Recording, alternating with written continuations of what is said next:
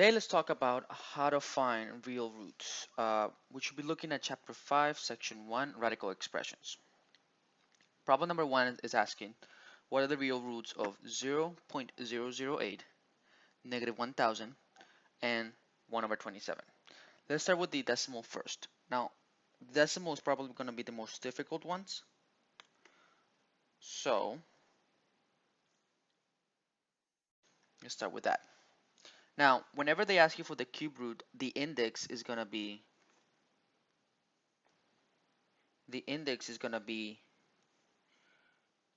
3. Okay, so we're looking for the cube root of 0.008.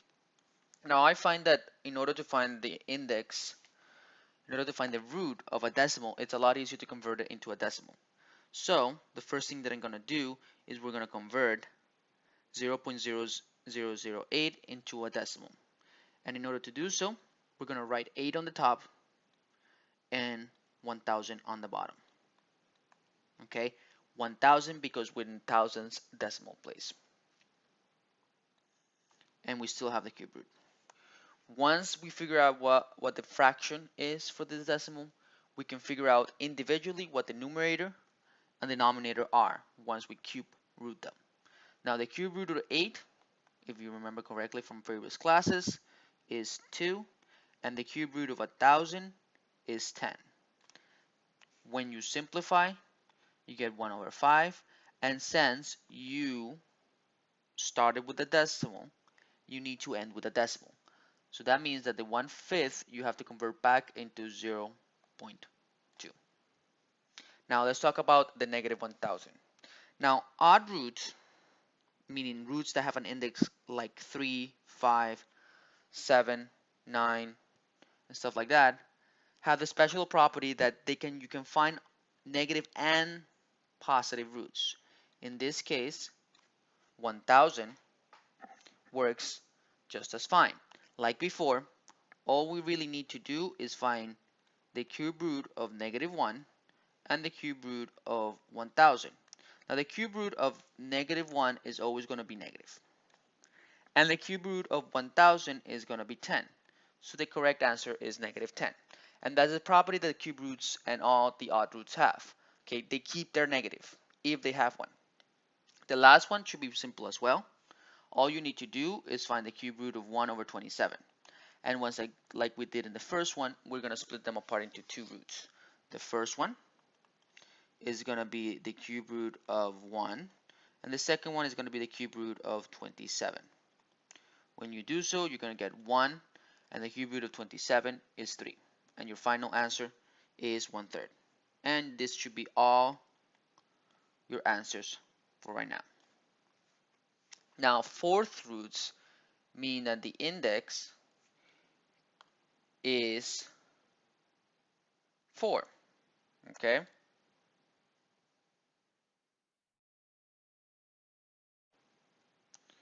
So that means that we need to find a root with an index of 4. Now this one should be easy enough to do as well, because we need to find the fourth root of 1. Now it doesn't matter what root you're trying to find. If it has a base or a radicand of 1, then it's always going to be 1. So this one should be pretty easy. However, when we try to find the fourth root of a negative number, we run into problems. Okay, the even roots cannot be negative. Okay, or more specifically, it's not that they cannot be negative. A negative even root will lead to an imaginary number. So in this case right here, we don't even need to try to solve what the fourth root of 0.0001 is. All we need to know is that it has no real, and the keyword there, solution.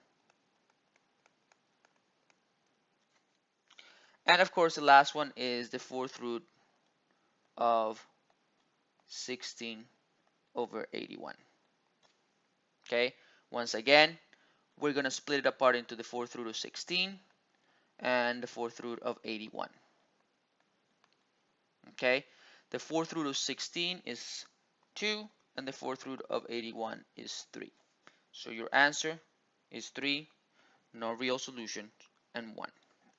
Now we're going to stop right here so you can actually look, go back and try some practice problems here on the bottom.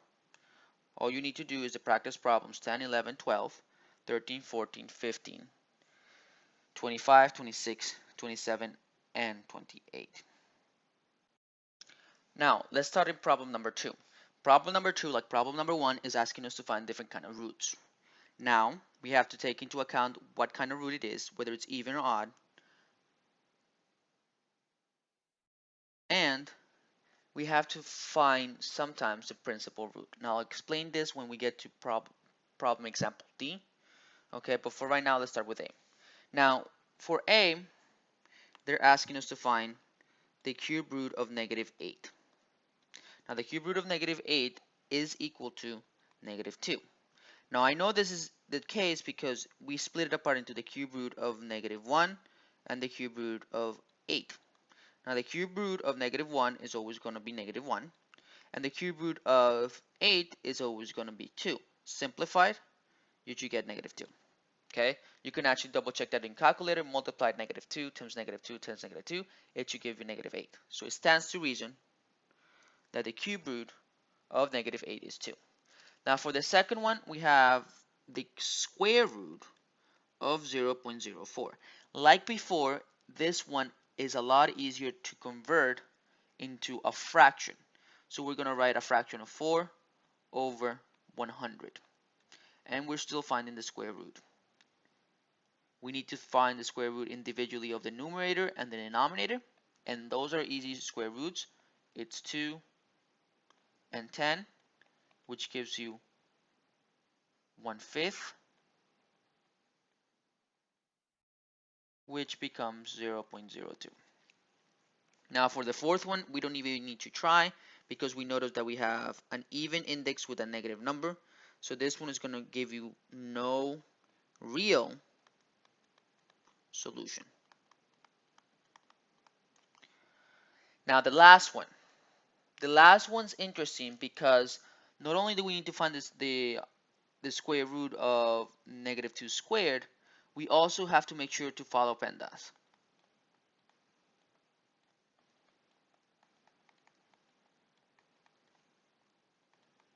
And in a way, it means that we have to simplify the inside first before we can simplify the root. So here's how it works. We started with negative 2 squared, but we need to simplify that. And when you multiply negative 2 times negative 2, you're going to get a positive 4. And we still have the square root. Then, once we solve that, what's going to happen next is that we're going to have the square root of 4, which is 2. And that's your final answer.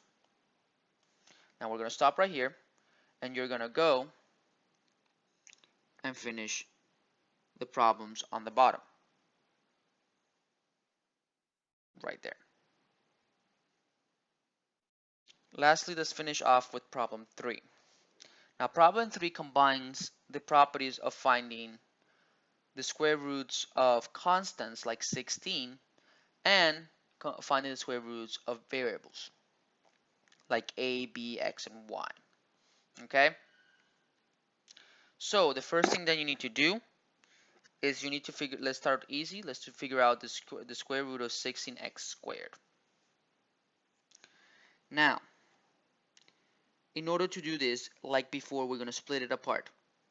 But in this case, we're going to split it apart into constants and variables. Okay? Now, the square root of 16 should be obvious. It is 4. Now, in order to figure out what the square root of 8 is, we need to split it apart further into chunks of powers of 2 of x. This means that we're going to write x squared times x squared times x squared times x squared until the powers add up to 8. So 2 plus 2 plus 2 plus 2 equal to 8. I chose 2 specifically because the index in this case is 2. Okay, so the power has to match the index. Once we do this, we can simplify. And this is going to give us x times x times x times x. Okay, so we have 4x times x times x times x, which is 4x to the 4th. We're going to stop right there so you can recuperate. Now, for part B of this problem, we now have variables a and b, each with a power of 6 and 9, and an index of 3. That is pretty much going to work the same way. You are going to split it apart into a and b. So we're going to write the cube root of a times the cube root of b to the 9. And then we're going to split it into chunks of 3. So this is going to become, at least for the a, the cube root of a squared, of a cubed actually, and then the cube root of a cubed. Let's make sure, and if you look at very closely, the power right here, 3, plus the power right here, has to add up to 6. So 3 plus 3 equals 6. The same thing is going to apply for the 9. We're going to split it apart into 3 cube roots instead. So b3 cube root of b3 and the cube root of b3. Once we split it apart, we start simplifying. In the first case where we have a, we notice that this simplifies to a, and this simplifies to a as well. So we have a times a times b, b, and b. Multiply it all together, you're going to get a squared and b cubed. Let's stop right there so you can finish copying down your notes, and let's continue on with C. Now the last one we need to talk about is part C of problem 3. Now part C of problem 3, you have special rules you have to consider when you have even roots. Okay, anytime that you have an even root, you're always looking for the principal root. That means the principal root always has to be positive, and therefore we're going to use an absolute value. So here's how it's going to work. Same thing as before. You're going to split apart the roots into x and y, and then you're going to split it apart into chunks.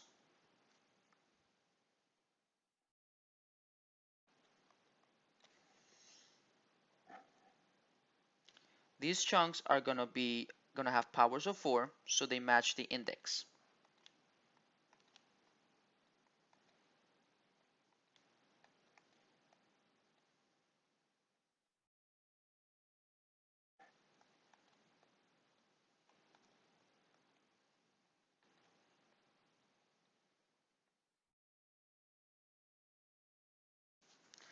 But anytime you're using even roots, okay, you have to find the principal root.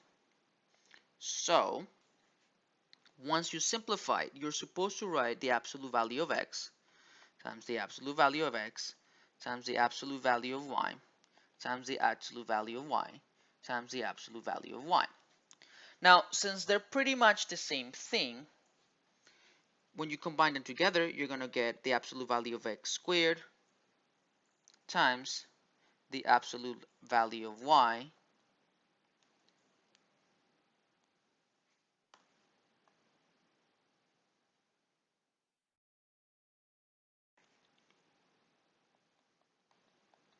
cubed.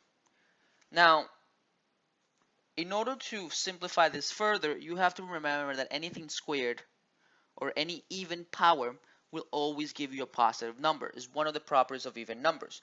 So the absolute value for this one is unnecessary. Okay, so that means that once we simplify this, and I'm going to be here on this side, we really don't need to write the absolute value of x. We just need to write x squared. However, whenever you're dealing with odd powers, there is no guarantee that your number is going to be positive, so that absolute value has to stay. But in a way, it's kind of transitive. Just like you can put it inside the problem, you can put it out. So we can write instead the absolute value of y cubed. And that's going to be your simplified form. Now notice that for problem A, we should have done the same thing. But since the square root of 16 is 4, there's no need for the absolute value. And we had an even power for x. Therefore, there was no need for the absolute value either. Now go ahead and please finish problems.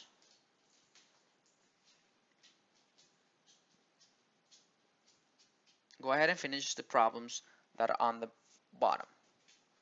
And we'll continue this tomorrow. Bye-bye.